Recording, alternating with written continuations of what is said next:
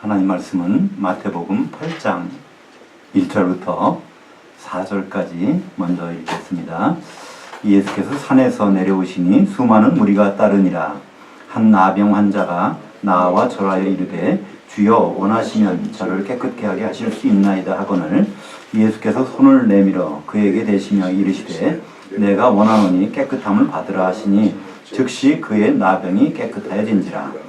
예수께서 이르시되 삼가 아무에게도 이르지 말고 다만 가서 제사장에게 내 몸을 보이고 모세가 명한 예물을 드려 그들에게 입증하라 하시니라. 원전으로 다시 보는 마태복음 8번째 시간입니다.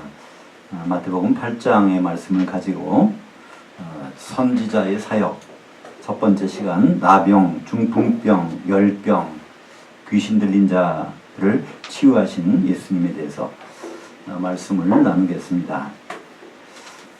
마태복음은 마태복음 1장 1절에 보면 아브라함과 다윗의 자손 예수 그리스도의 세계라 이렇게 우리말 성경으로 시작을 합니다.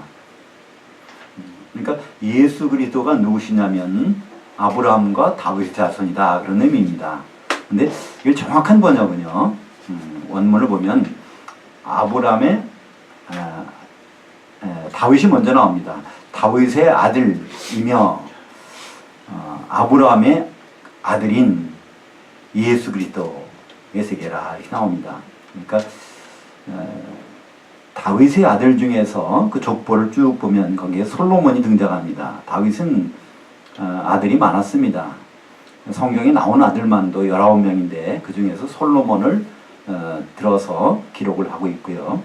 아브라함도 아들이 많았습니다. 8명 있었죠. 그 중에서 이삭을 들어서 설명하고 있습니다. 그러니까 다윗의 아들 솔로몬은 특별히 성전을 건축한 사람입니다. 그러니까 성전을 건축한 분으로서의 예수님을 말씀하시겠다는 것이고요. 또 아브라함의 아들 이삭은 한 아내를 남편으로 둔 유일한 조상입니다. 아브라함도 여러 부인이 있었고 야곱도 여러 부인이 있었고 그렇지만 이삭만큼은 한 아내를 그 부인으로 둔 그런 사람으로 소개가 되고 있죠. 그래서 마태복음은요, 주님이 신랑이시고 이 신부를 맞으러 오시는 그런 분으로 소개가 되고 있고요. 또 이 눈에 보이는 것이 성전, 진짜 성전이 아니라 그 실제 성전을 이루시는 분, 바로 성전은 지금 교회죠. 교회를 이루시는 분으로 소개가 되고 있습니다. 그래서 이 하나님의 성전인 교회, 또 교회를 아내로 만난 예수님, 이거에 관한 책이 다 이 마태복음에 기록되어 있는데요. 그렇기 때문에 예수님에게는요, 가장 핵심적인 것이 교회입니다. 근데 교회를 세우는 방법은요, 이렇게 일반적이지가 않습니다. 우리 건물 그런 것이 아니기 때문에 교회는 반드시 천국 안에 들어온 사람을 통해서 세워지도록 되어 있습니다. 그래서 마태복음 5장, 6장, 7장에 보면요, 제자들만 데리고 갑니다. 무리들이 많이 몰려오니까 예수님은 그들을 피해서 산을 올라가셨는데 12제자들한테 5장, 6장, 7장에 거쳐서 산상수훈을 하시죠. 그 내용은요, 천국의 헌법의 내용입니다. 천국의 헌법의 내용은 결론이 무엇일까요? 지난번에 우리가 살펴봤듯이 마태복음 7장 마지막은요, 반석 위에다가 집을 짓는 겁니다.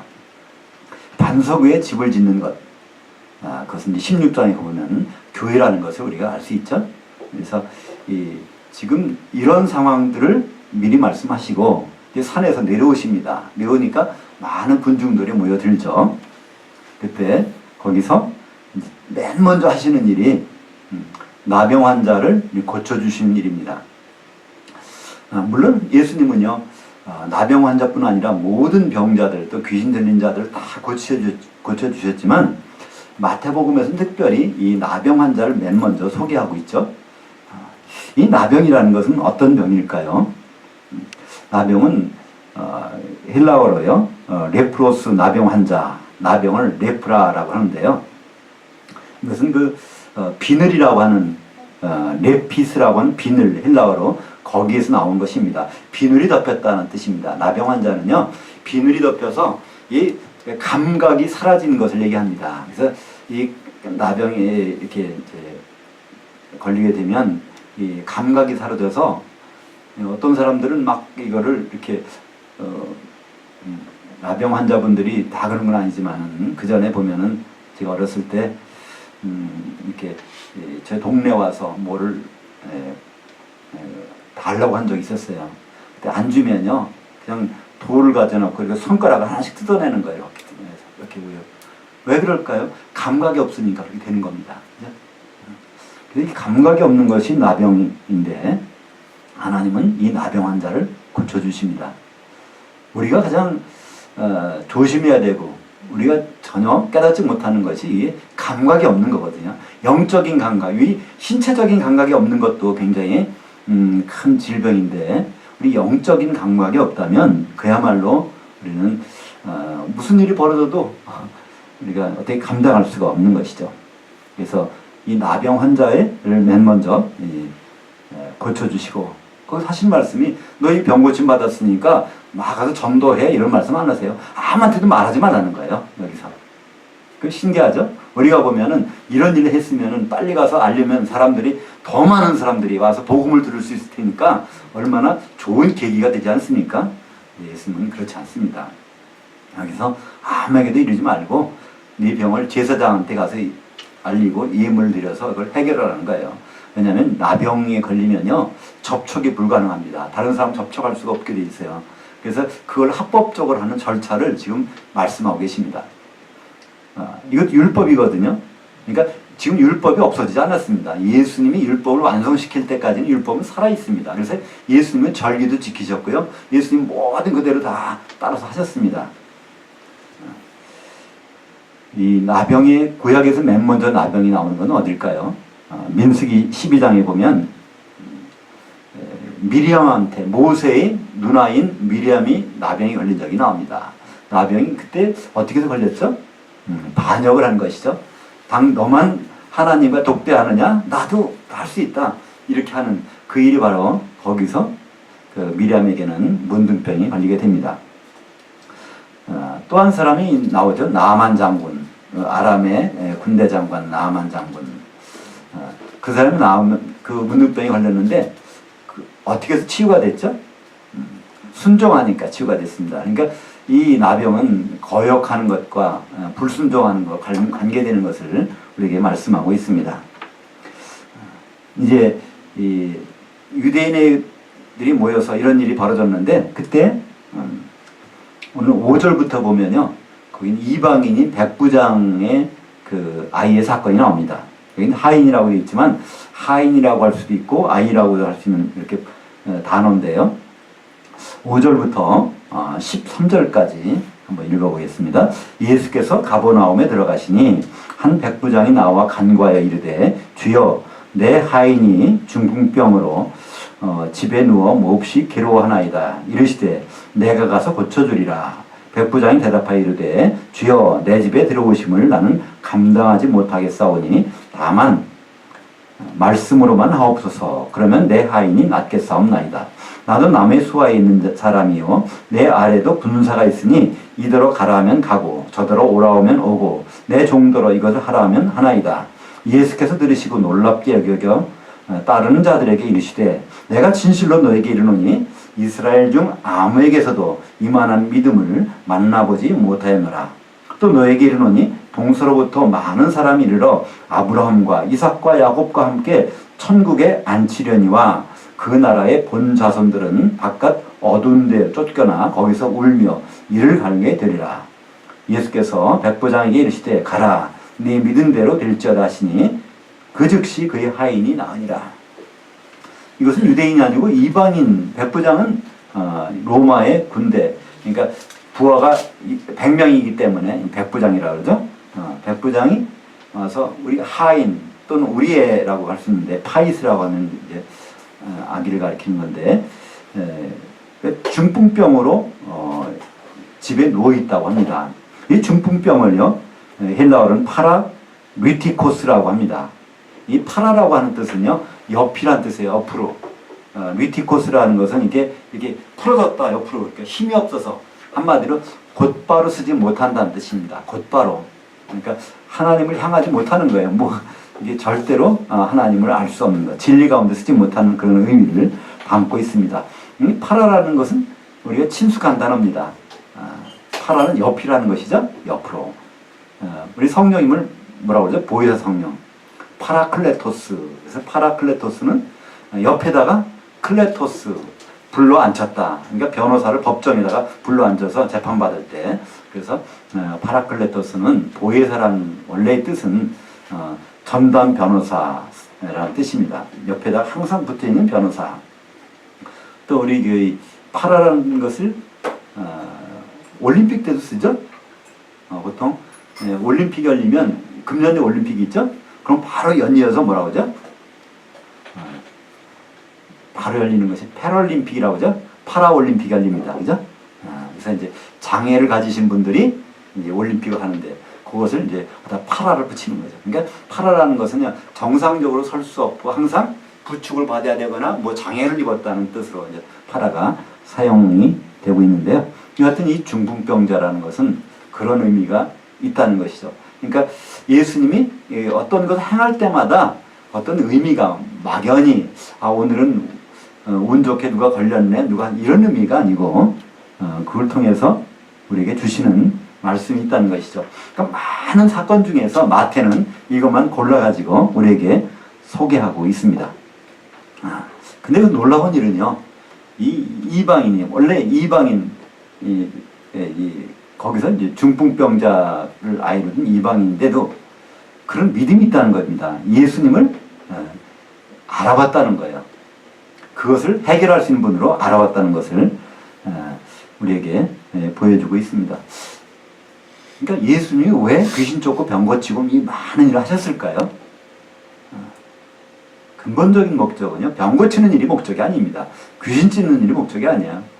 우리가 귀신 쫓고 병 고치고 하는 것은요, 예수님 우리에게 주신 명령, 그것이 아닙니다. 사실은요. 그 목적은 따로 있어요. 그건 부수적인 일이죠. 궁극적인 목적은 따로 있다는 것입니다. 근데 이 백부장은 한마디로 예수님이 누구신지 알아보는 사람. 유대인들은 그렇게 해도 못 알아보는 거예요. 그죠?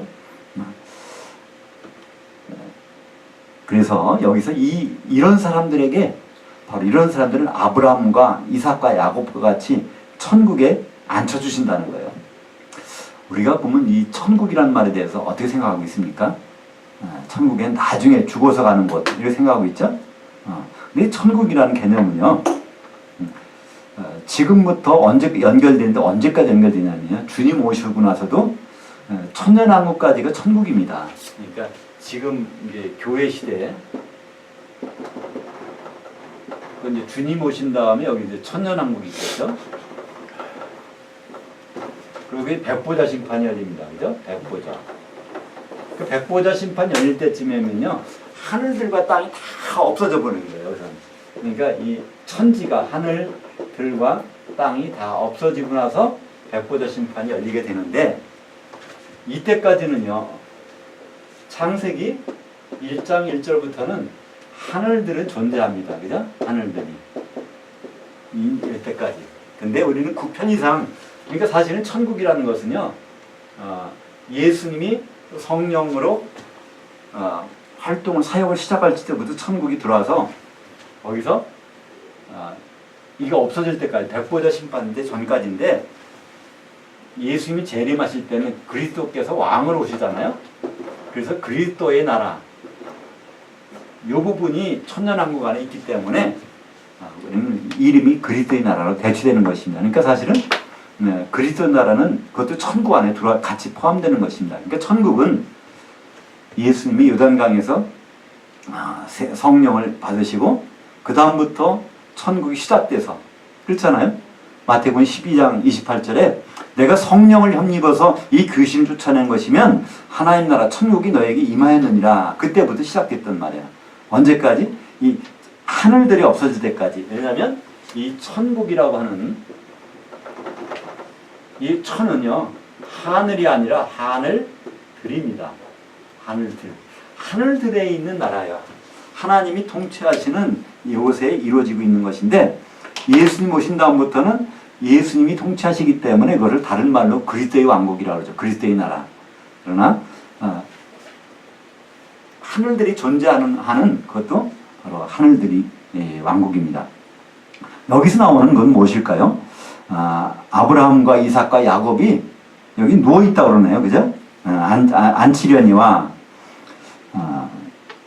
근데 그 사람만 앉는 것이 아니라 믿음이 있는 사람은 이방인들도 앉을 수 있다는 거예요.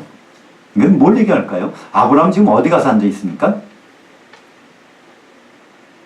아브라함은 지금 이제 죽었잖아요. 사망 가운데 앉아 있는 거예요. 아브라함의 다른 말로 그러면 아브라함의 품이라고 그러죠. 그러니까 지금 음부와 상대되는 개념, 음부도 있고 아브라함의 품도 있는데 바로 거기에 아브라함의 품에 음부가 아니라 그곳에 있을 수 있다는 얘기입니다. 지금 아브라함이 살아서 천국 갔다는 얘기는 아닙니다. 그죠? 그러나 지금 아브라함의 품도 하늘들에 있는 하나님 통치 영역 안에 있다는 것이죠. 그래서 거기 나온 것이 안치려니와라는 단어를 헬라어로 아나클리노라고 이렇게 하는데요. 물론 잔치에 앉아서 먹는다는 뜻도 있지만 원래 누가복음 2장 7절 볼까요? 첫 아들을 낳아 강보로 쌓여 구유에 그를 누웠으니 이때 쓰는 단어입니다. 이는 여관 안에 있을 곳이 없습니다라. 그래서 이렇게 아브라함 죽어서 지금 거기 가서 쉬고 있는 음부에서는 불꽃 가운데 고통을 당하지만 아브라함이 있는 곳은요 거기는 이렇게 편히 쉬고 있는 것입니다. 그래서 그것은 유대인들만 가는 것이 아니라 오히려 유대인 아닌 사람도 거기에서 갈 수 있다는 것입니다. 그래서 그 나라의 본자손들은 이 어두운 데에 쫓겨나 거기서 울며 이를 갈게 되리라. 어디 가서 이를 갈게 되는 걸까요? 음부에 가서, 그죠? 음부에서는, 이게 음부에서는 보인단 말이에요. 아브라함은 보잖아요, 거기서. 그러니까 이 캄캄한 데 있으면 밝은 곳이 보여. 밝은 곳에서는 음부가 안 보이지만, 그죠? 그래서 어두운 데서 거기서 보면서 한탄하는 장면을 말씀하고 있습니다. 이 어두운 데, 그걸 이제 다른 말은 스코토스라고 그러는데, 지금 이제 영국이 이렇게 그 우위 쪽에 있는 영국 연방으로 되어 있죠?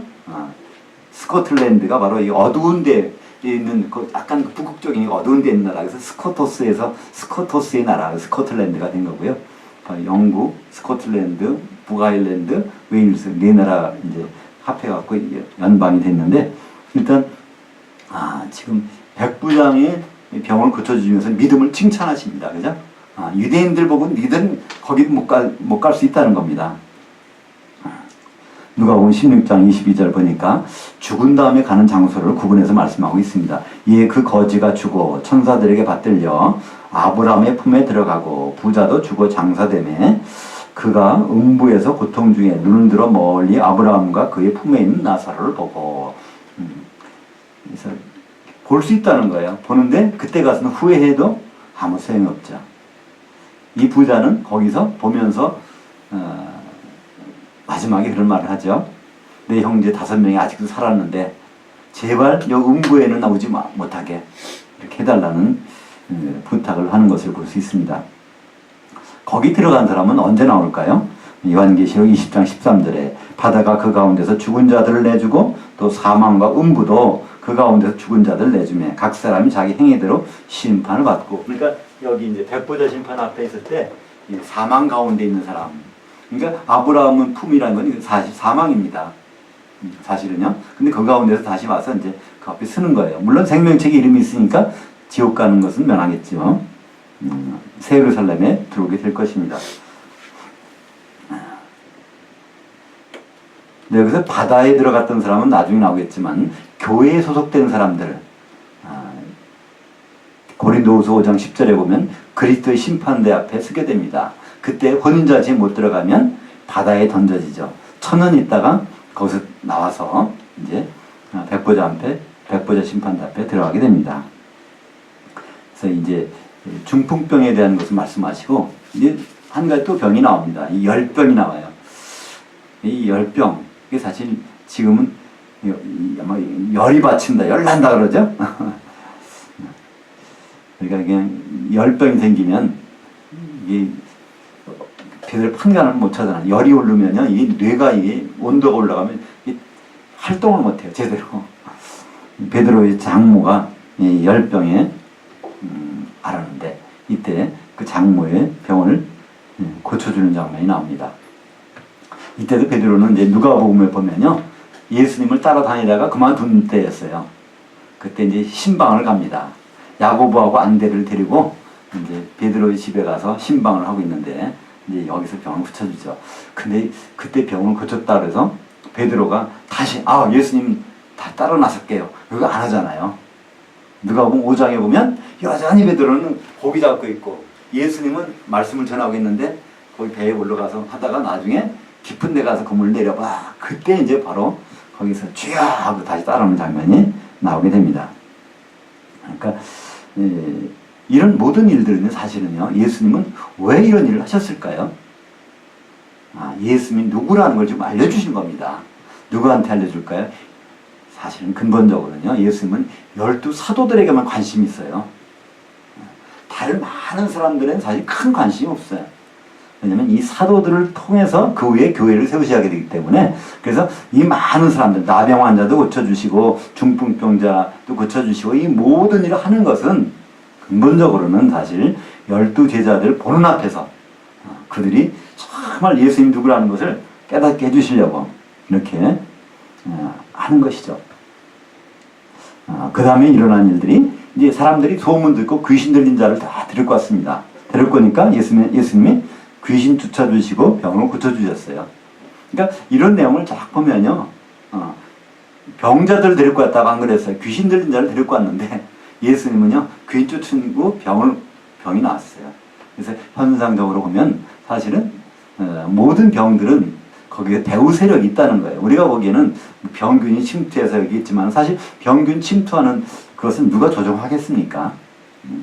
그래서 우리는 귀신을 쫓는 일들을 많이 하지만 사실 귀신 쫓는 일 자체가 그것이 중요한 건 아니죠. 귀신이 왜 쫓겨나갈까? 그죠? 그게 더 중요한 겁니다. 예수님이 저분이 누구시길래 그럴까? 우리는 이 병을 고쳐지고 또 귀신이 쫓겨나가고 하는 걸 보면요, 야, 저거 참 대단한데? 그것이 아니라 이분이 도대체 누구신가를 우리는 거기에 대해서 관심이 있어야 되는 것인데, 많은 사람들은 그 능력 나도 받아가지고 나도 한번 써먹어 볼까? 이렇게 사용하는 경우가 많이 있다는 것이죠. 이사야서 53장 4절에 보면 같은 말씀이 나옵니다.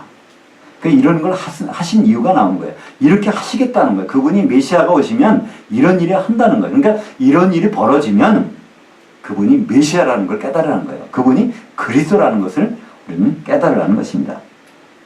그러니까 이 축사와 신유의 목적은요, 사람들이 불쌍하니까 병 고쳐주고 귀신 쫓아주는 것이 아니라 축사와 신유의 목적은 예수님이 누구신가를 사람들에게 알라는 것입니다. 예수님이 누군지를 알면요, 예수님 말씀을 들을 수밖에 없어요.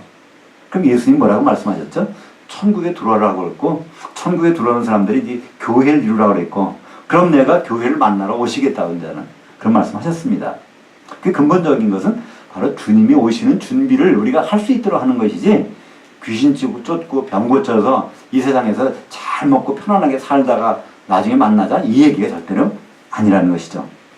마태복음 12장 28절에 그러나 내가 하나님의 성령을 힘입어 귀신 쫓아내는 것이면 하나님 나라가 이미 너에게 임하였느니라. 이 말에 한 번 더 음미해 보실까요? 이게 무슨 말인지. 내가 하나님의 성령을 힘입어 귀신 쫓아내는 것이면 하나님 나라가 너에게 임하였느니라. 그러니까 예수님이 지금 자기 능력이 아니라는 거예요. 내가 지금 사람으로 왔다는 거예요.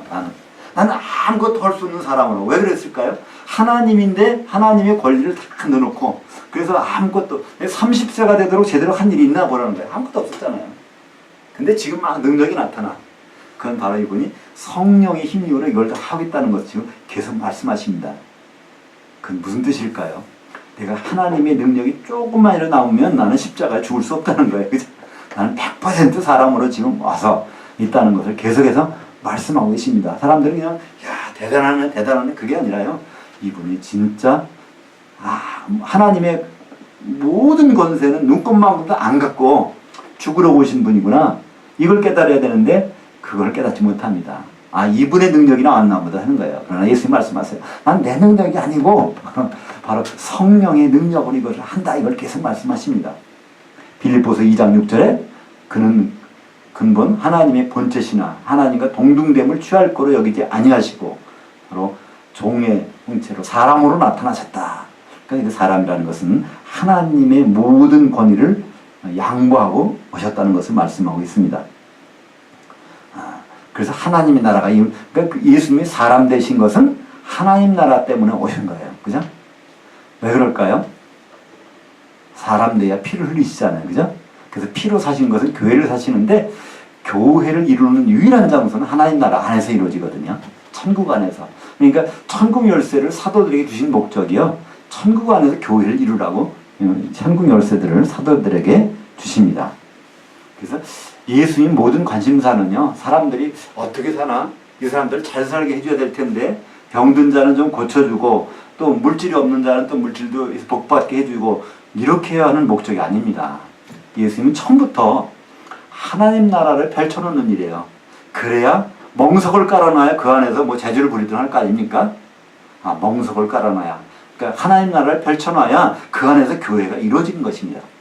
그래서 예수님은 부활하신 예수님은 무슨 일을 하다 가셨습니까? 40일 동안에요. 민간인들 안 만났어요. 아무도 안 만났어요. 제자들하고만 40일 동안 만나서 뭐에 말씀하셨을까요? 하나님의 나라. 사도행전 1장 3절 하반절에 보면 친히 살아계심을 나타내서 40일 동안 그들에게 보이시며 하나님 나라의 일들을 말씀하신다. 그러니까 하나님 나라의 일들, 하나님 나라에서는 지금 뭐가 이루어져야 돼? 우리는 지금 다 압니다. 뭔지를. 그게 교회라는 걸 압니다. 그죠? 예수 그리스도의 몸이 이루어지는 것, 그것을 말씀하셔서 그래서 성령이 임할 때까지는 머무르라는 거잖아요. 성령이 아니고서는 하나님 나라에 설 수 있는 것이 아무것도 없다는 거예요. 성령 없이 나가서 전도하고 뭐 하고 해봤자 그거는 교회가 이루어진 데는 아무 도움이 안 된다는 겁니다. 그래서 성령이 임해서 오직 성령이 너에게 임하시면 그때 가서 이제 하라는 거예요.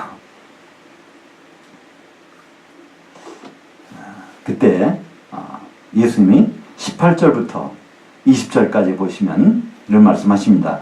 예수께서 무리가 자기를 에워싸는 것을 보시고 건너편으로 가기를 명하시니라. 한 서기관이 나와 예수께 아뢰되 선생님이여 어디로 가시든지 저를 따르리이다. 예수께서 이르시되 여우들도 굴이 있고 공중의 새들도 거처가 있을 때 인자는 머리 둘 곳이 없다 하시니라. 그러니까 18절에도요. 예수 무리가 막 몰려드니까 우리가 보면 야 이때다 라면서 거기서 설교를 하시면 되잖아요. 근데 무리가 몰려들면 예수님은 거기서 잠깐 피하세요. 잠깐 제자들만 만나서 하신다고 그래요. 무리들에게 설명을 해줘봐야 그들은 깨닫지 못한다는 겁니다. 우리 지난 시간 나왔죠? 거룩한 것을 개에게 주지 말고 진주를 돼지에게 던지지 말라. 그러니까 거기서 개, 돼지는요 분별력이 없는 되새김질을 못하는 짐승을 말하고 있죠. 그러니까 거기다가 줘봤자 아무 소용없다는 겁니다. 지금 집중적으로 예수님은 제자들에게 말씀하시는데 어떤 서기관이 말합니다. 저도 예수님 한번 따라갈래요. 그때 예수님 뭐라고 하죠? 여우들도 뿔이 있고 공중의 새들도 거처가 있을 때 인자는 머리 둘 곳이 없다 하더라. 이거는 예수님 나 참 불쌍하지 않냐? 이 얘기 말씀하는 것이 아닙니다. 예수님은 여기가 출장 왔다는 거예요. 지금 여기는 내가 본 집이 아니라는 겁니다. 그죠? 집이 없다는 거예요. 예수님은 여기 세상 사람이 아니란 뜻입니다. 잠깐 방문객이라는 거예요. 그러니까 예수님은 갈 곳이 있습니다. 요한복음 3장 13절에 하늘에서 내려온 자 곧 인자 외에는 하늘에 올라간 자가 없느니라. 그러니까 하늘과 하늘들을 구분하지 못하면요 이게 무슨 말인지 도대체 몰라요. 그죠? 근데 우리는 하늘과 하늘들을 구분합니다. 창세기 1장 1절에 태초에 하나님은 하늘을 창조하신 것이 아닙니다. 하늘들을 창조해놓고 그 안에 하나님 아버지는 들어가고 계셨어요. 예수님은 좀 나중에 늦게 오셨죠. 2000년 전에 들어오셨습니다. 그랬다가 다시 이제 하늘로 올라가셨어요. 왜냐하면 우리에게 보혜사 성령을 보내주시기 위해서 올라가셨고 성령이 오셔서 뭐가 준비되면요. 그리스도의 몸이 준비되시면 그분은 다시 내려올 것입니다. 그러니까 이런 일들은요. 누구에만 가능할까요? 거듭나는 사람들에게만 가능합니다. 거듭났다는 거는요. 우리 영이 살아났다는 것입니다. 죽은 영이 살아난 거예요. 이 영은 어떤 일을 하고 있을까요? 우리 몸이. 우리 이제 장로교에서는요, 사람을 이분설로 이렇게 가르칩니다. 영혼과 육체. 근데요, 그러니까 이걸 이분설이라고 그래요. 육체와 영혼. 이걸 정설이고, 삼분설, 영, 혼, 육. 이건 좀 이상하다 이렇게 얘기를 합니다. 근데 사실은 성경은요, 이렇게 가지고서는 뭐 이해가 될 만한 게 아무것도 없어요. 영은 영이고 혼은 혼입니다. 영어 단어도 틀리잖아요. 혼은 soul이라고 하고 영은 spirit이라고 그래요. 이건 한 번도 성경에서 혼동된 적이 없습니다. 근데 바로 이 영이 바로 하나님과 교통하는 유일한 성령께서는요, 영과 교통을 하신단 말이야. 그러니까 영이라는 건 우리 몸에 있는 어떤 안테나와 같습니다. 그죠? 이 핸드폰을 보면요, 이거 여기 사진도 찍을 수 있고 게임도 할 수 있고 다 할 수 있어요, 이거로. 근데 이게 송신이 되려면요, 이 개통인식이 돼야 돼요. 그죠? 개통이 돼야 가능하단 말이에요. 우리가 영이 죽어 있으면 하나님과 어떤 일이 안 벌어진단 말이에요. 근데 이게 영이 살아나는 거예요. 거듭난다 그러죠? 거듭나는 사람만이 바로 하나님의 뜻과 이 교통이 가능하다는 것이죠. 근데 여기에 오늘 21절에 보니까 제자 중 한 사람이 얘기합니다. 제자들 중에 한 사람이 이르되 주여 내가 먼저 가서 내 아버지를 장사하게 하옵소서. 이 제자들이라면 누굴까요? 지금 12명의 제자가 하면 따라다닐 텐데 거듭난 사람들입니다. 그죠? 이 거듭난 사람들이에요. 근데 거기서 한 사람이 그래요. 내 아버지를 장사하고 따르겠다 합니다. 근데 예수님이 잘 생각했다. 그 볼일은 봐야지. 이렇게 말씀하십니까? 이상하게 말씀하시죠? 22절 보니까 예수께서 이르시되 죽은 자들이 그들의 죽은 자들을 장사하게 하고 너는 나를 따르라. 지금 장례식 치르지 말고 나 따르라는 얘기가 아닙니다. 죽은 자들이 죽은 자들을 장례하게. 이건 그러니까 죽은 자들이 죽은 자들을, 자기 아버지라는 얘기가 아니야. 여기서 그러니까 그런 거죠. 내 아버지가 지금 연세가 좀 드셨는데 앞으로 10년 사실지 20년 사실지 모르지만 그분을 내가 장례까지 치르고 나서 나는 따르겠습니다. 이걸 하지 말라는 것이지 장례식 가지 말라는 얘기가 아닙니다. 그렇잖아요. 죽은 자들이 복수예요. 여러 사람이에요. 그죠? 이 아버지 한 사람이 아니란 말이에요. 죽은 자들. 그리고 그들은 누구에게요? 죽은 자들에게 시키라는 것입니다. 바로 영이 죽어 있는 사람들. 근데 너는 이 영이 깨어났잖아. 그러니까 너는 할 일이 있어. 영이 깨어난 사람이 들어가는 것이 어디죠? 하나님의 나라. 지금 하나님 나라에 들어왔으면 그 일을 해야지. 왜 그거는 그 장례식 하는 일들은 기다려서 하는 그 일은 그들에게 맡기라는 것입니다. 요한복음 3장 5절 하반절에 사람이 물로 그리고 영으로 나지 아니하면 하나님 나라에 들어올 수 없느니라. 우리는 하나님 나라에 들어온 것 자체를 그냥 별거 아닌 거로 생각할 수도 있어요. 그죠? 아마 들었으니까 나중에 뭐 구원받겠지. 이 정도 끝나는 것이 아니라 지금 하나님 나라에 들어오면 거기서 할 일이 있는 겁니다. 거기서 할 일이라는 것은 계속 반복적으로 말씀드리지만 교회로 한 몸으로 이루어지는 일, 그것이 가장 시급한 일이죠. 결혼식 날짜가 정해졌는데 신부가 이 준비가 안 된 상태에서는요, 예식장을 예식을 계획대로 할 수가 없을 것이죠. 그러니까 이제 예수님은 또 사람들이 많이 몰려오니까 이제 건너편으로 갑니다. 갈릴리 호수의 바로 이제 건너편, 거기는 이방인들이 있는 곳이에요. 거기 보니까 이제 돼지를 친다는 얘기는요, 돼지를 친다는 얘기는 무슨 말일까요? 그 수요가 있다는 얘기예요. 그죠? 돼지고기 먹는 사람들이 있다는 얘기예요. 그 유대인들이 아니라는 것을 분명히 알 수 있지 않습니까? 유대인들은 돼지고기 안 먹으니까. 그러니까 갈릴리 호수 건너편만 해도 거기는 유대인이 안 사는 데가 있는 모양이에요. 그 동네를 오늘 성경에서는 뭐라고 하죠?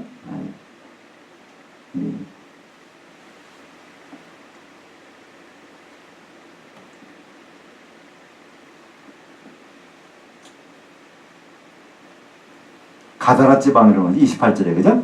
가다라 지방. 거기 이제 배 타고 가는데, 거기서 예수님이, 배에서 주무세요. 근데 제자들은 풍랑이 일어나니까 무서워서 떱니다. 그러니까 이건 무슨 말일까요? 예수님이 귀신 쫓고 병 고치고 뭘 다 해도 예수님이 제대로 안 믿었다는 얘기잖아요. 그죠? 예수님이 정말 하나님의 아들이고 이렇게 오셨다고 생각하면요. 같이 있는데 죽으면 예수님 죽을 건데, 그죠? 돌아가실 건데. 근데 우리도 아마 그럴지도 몰라요. 그죠? 예수님 확실히 모르면요. 여전히 근심과 걱정이 여전히 똑같을 수 있어요. 제자들처럼. 그죠? 그러니까 성령이 충만하기 전에는 다 이럴 수밖에 없다는 얘기입니다. 그죠? 제자들은 이때 거듭났지만 성령은 받아본 적이 없어요. 예수님이 나중에 보내주셔야 받으니까. 그죠? 그때까지 그들의 모습들을 우리에게 보여주고 있습니다. 우리도 예수님과 같이 한다고 하면서 겁나고 무섭고 두렵다면요. 그 순간만큼은 성령이 조금 멀리 계시다고 생각할 수 있어요. 이제 건너편으로 갔는데 누가 맨 먼저 알아보죠? 귀신이 알아보는 거예요. 예수님은 사람은 잘 못 알아봐요. 근데 귀신은 알아봅니다. 하나님의 아들이면 예수님을 알아보는 거예요. 근데 사실은 정확한 표현은 아니잖아요. 그죠? 이 귀신은 아직은 확실히 모르는 거예요. 뭐라고 해야 정답이죠? 인자라고 해야 되는 거죠. 하나님이신 분이 인자라고 하셨군요. 이렇게 해야 되는데 아직은 하나님의 아들로만 아는 거예요. 그러니까 예수님은 하나님의 아들이시지만 그 인자로서 활동하십니다. 그래서 성령이 필요하신 거예요. 그죠? 그러니까 우리말 번역에는요. 하나님의 아들하고 인자 두 가지로 번역되어 있는데요. 사실 인자는요. 원래 원더 성경은요. 사람의 아들이라는 뜻입니다. 사람의 아들. 그러니까 하나님의 아들이라는 말과 사람의 아들이라는 말이 계속 성경은 이게 서로 반복적으로 나오는데 사람의 아들을 그냥 내버려뒀으면 좋은데 그걸 꼭 인자라고 번역해 놓으니까 우리는 잠깐 이게 연관이 안 되는 거예요. 그러니까 인자라는 뜻은 하나님이신 분이 하나님의 모든 신분과 권위를 내려놓고 사람 몸으로 죽으러 오셨다는 내용이 인자 속에 항상 들어가 있는 거예요. 그죠? 하나님이신 분이 100% 사람이 되셨다. 그래서 사람이야만이 죽을 수 있으니까. 그래서 항상 근데 여기선 귀신은 하나님의 아들이야. 거기까지밖에 모릅니다. 때가 이르기 전에 우리를 괴롭게 하려고 오셨나이까. 그러니까 이 사람을 보면 마태복음에는 지금 귀신 들린 사람이 2명 나와요. 그죠? 근데 그 누가복음에 보면 거기는 이제 1명으로 나옵니다. 이게 1명인지 2명인지는 큰 문제가 없어요. 그죠? 마태가는 2명을 기록했는데 누가복음에 보면 그 중에 한 사람만 기록을 한 것으로 이렇게 나옵니다. 여하튼 간에 그 속에 들어간 그게 그 사람이 보면은 막 이 쇠사슬도 끊고 옷도 안 입고 다니고 하는 그런 일들이 막 벌어지는데 이 모든 일은 뭐 때문에 그렇게 했을까요? 그 사람이 그런 것은 아닙니다. 그죠? 귀신 들어가서 한 거예요. 우리는 귀신하면 기분 나빠서 사실 생각하기도 싫잖아요. 근데 쉽게 생각하시면 돼요. 영적인 존재인데 이건 그러니까 죄사함을 받지 못한 그러니까 뭐라고 할까 천사가 타락을 하긴 했는데 그것이 아직 타락한 상태인 거예요. 하나님 편이 아니기 때문에 그런 것입니다. 귀신이 불신자가 죽으면 귀신 된다는 그런 이제 학설도 있는데 그거는 전혀 다르죠. 누가복음 16장을 본 대로 부자가 죽었는데 귀신 돼서 자기 형제들한테 갈 수 있다면 못 들어 부탁하겠어요. 자기는 못 갑니다. 그죠? 움직이질 못해. 불신자가 죽으면요 음부에 갇혀서 움직이질 못해. 그러나 귀신은 마음대로 돌아다녀요. 그리고 귀신은요 음부에 가는 게 아니라 어딜 가죠? 무저갱에 들어가요. 근데 무저갱이 들어갈 날짜가 있는데 예수님 빨리 오셨단 말이에요. 그러니까 조금 더 있게 그래서 돼지떼에게 보내달라고 합니다. 그렇다면 귀신들도 예수님께는 순종한다는 뜻이에요. 예수님의 권세를 그들은 알고 있다는 것을 볼 수 있죠. 우리의 아이러니라고 하나요? 그건 뭘까요? 우리는요 귀신은 없다고 그래요. 근데 귀신은 무서워요, 그죠? 밤 깜깜한 밤에 비도 철철 내려올 때 공동묘지를 이렇게 지나간다고 생각해 보세요. 귀신 나올까봐 무섭다고 하잖아요. 귀신이 없다고 하면서. 근데 우리는 하나님은 다 하나님 계시다 그러는 거예요. 우리가 생각하는 하나님이 아닐지라도 신은 계시다, 하나님 계시다 그래요. 근데 하나님은 안 무서워해 전혀. 그죠? 거꾸로 돼야 되는데. 누가복음 8장 26절에 보면 이 귀신의 정체를 좀 더 세밀하게 얘기를 합니다. 그들이 갈릴리 맞은편 거라사인의 땅에 이르러. 그러니까 마태복음에서는 이제 가다라 지방이라고 그랬고 누가복음에서는 거라사인의 땅이라고 하는데 같은 지역입니다. 예수께서 내 이름이 무엇이냐 물으신즉 이르되 군대라 하오니 이는 많은 귀신들이 들렸습니다. 무저갱으로 들어가라 하지 마시기를 간구하더니. 그러니까 귀신들은 자기가 어디 갈지를 다 알고 있어요. 이 사탄 마귀도 쇠사슬에 묶여서 무저갱에 들어갔다 나와야 됩니다. 그러니까 귀신들과 같은 곳에 자신 들어가 있는 거예요. 근데 여기서 돼지떼만 2,000마리라고 그러니까 누가 보면 귀신이 몇 마리 들어갔을까요? 돼지 한 마리에 귀신 하나씩만 들어가도 2,000마리의 귀신이 있었는데 돼지 하나에 귀신이 하나만 들어갔을까요? 귀신이 한 10씩 들어갔다면 아마 2만 명의 귀신이 있을지도 몰라. 그죠? 그것이 한 사람 속에 들어가니까 그냥 천운력이 나옵니다. 그러니까 우리는 천운력이 나오면요, 다 좋아할 건 아니에요. 그죠? 다른 악한 영이 들어가도 얼마든지 천운력이 나올 수 있습니다.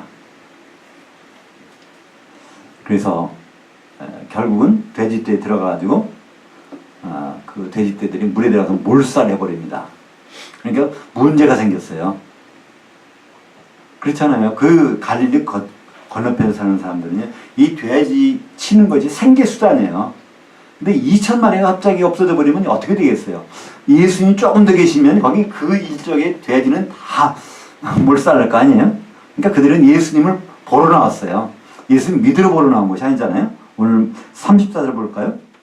온 신하가 예수를 만나려고 나가서 보고 그 지방에서 떠나시기를 간구하더라. 그들은 예수님 만나고 싶어 하는 거예요. 대체 누구신가? 근데 목적이 바로 예수님 믿으려고 하는 것이 아니라 우리에게 이렇게 물질적인 피해를 주는 그 사람 누굴까? 그래서 제발 좀 우리 굶어 죽게 생겼으니까 제발 좀 가라고 이렇게 부탁을 합니다. 근데 이것은 그들의 말만일까요? 우리도 때때로는 주님이 귀찮을 때가 있잖아요. 그죠? 말씀대로 하면 내가 이렇게 해야 될 텐데, 우리는 당장 먹고 살려면 이게 필요하고, 이 일이 당장 필요한데, 그것이 참 갈등을 일을 때가 많을 것 같아요. 그죠? 그러니까, 사도 마태는 이걸로다가 기록으로 남겨둔 것 같아요. 2000년 전에도 이런 일이 있었어. 염려하지 말라고. 그죠? 우리가 지금이라도 우리는 똑같은 방법이 아니라 다른 방법을 선택할 수가 있다는 것입니다. 우리는 이 세상 7, 80년 사는 그 세상에다가 초점을 맞춰서 살려면요, 예수님을 우리는 배척할 수 있어요. 얼마든지. 그러나 영생에 관심이 있다면요. 그죠? 이 세상이 끝이 아니라는 걸 아는 사람은요, 예수님을 만나기를 원하게 됩니다. 예수님은 이제 앞으로 선지자 사역을 계속 하시는데 예수님 오셔서 두 가지를 하십니다. 마지막 한 가지는 앞으로 하실 거예요. 선지자 사역을 먼저 하십니다. 선지자라는 뜻은요, 하나님의 속마음을 세상들에게 알리는 거예요. 선지자도 그리스도입니다. 기름은 부음 받아야 선지자가 되는 거예요. 그죠? 그리고 대제사장도 그리스도입니다. 기름을 부음 받아야 되는 것이죠. 그리고 왕도 그리스도입니다. 예수님은 앞으로 왕으로 오실 것입니다. 예수님이 앞으로 이제 8부장에 가서도 그 12회를 혈류병으로 앓던 일을 고치시고, 그 야이로 회당장의 아이도 딸아이도 살려주시고 많은 일들을 계속 하십니다. 이 모든 일은요, 선지자의 사역입니다.